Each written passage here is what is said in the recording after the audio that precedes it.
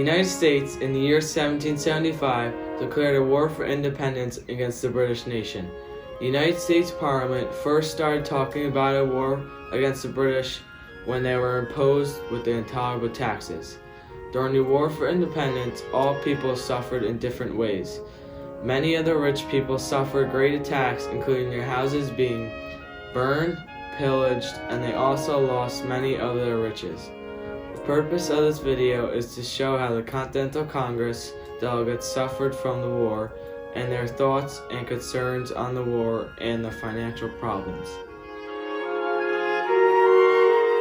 The Continental Congress was a group of 56 delegates from all the 13 colonies who came together to discuss what to do about Britain's taxes which were placed on them. The first Continental Congress was held on September 5, 1774 in Philadelphia, Pennsylvania. There were great leaders who came from all over the colonies, including George Washington, Patrick Henry, John Adams, and John Jay. The delegates met in secret and made the Declaration of Rights and Grievances, which declared that their rights as Englishmen were liberty, life, property, and trial by jury. They also called for a major boycott of the English's goods. For the whole of the Revolutionary War, the Continental Congress served as a temporary but effective government.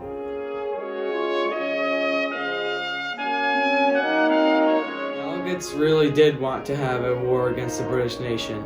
They might not have wanted all the deaths of their men, but they definitely were sick and tired of the British nation unfairly taxing them.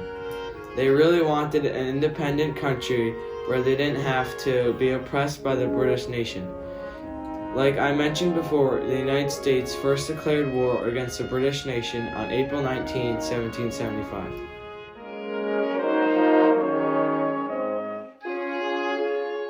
The Patriots also had a few concerns about going into war being such a young country. One of the disadvantages was the lack of unity. They didn't really have a real government and only had truly met in 2 Continental Congresses, and they also didn't really have a true army. The United States also had financial problems.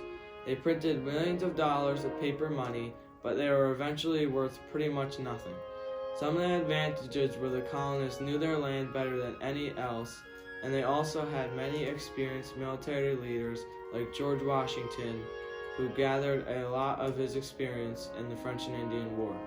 Another advantage was that the British were fighting thousands of miles away from their homeland.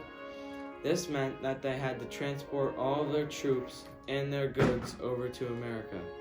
The odds of the colonists winning the war were leaning a little bit in their favor, and as you can see in the war, they took every little advantage they could and put it to good use.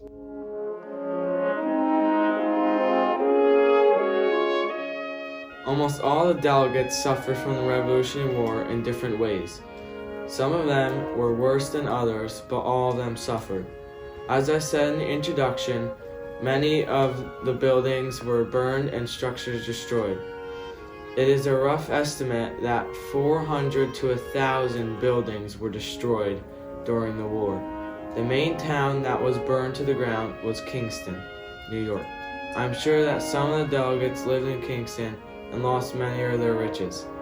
Another way that the British took the riches of the people was plundering. They would plunder the rich and take their goods for themselves to keep.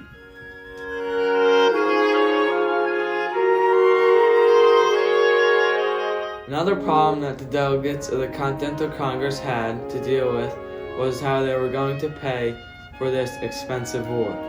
It is said that after the war, the United States national debt was at a whopping $37 million.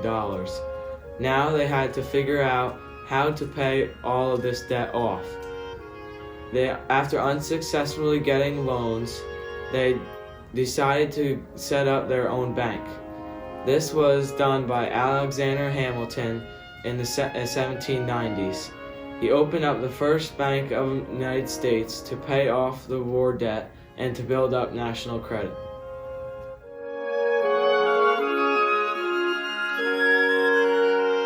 Overall, the colonists definitely had the Lord on their side to help them in beating of the British nation.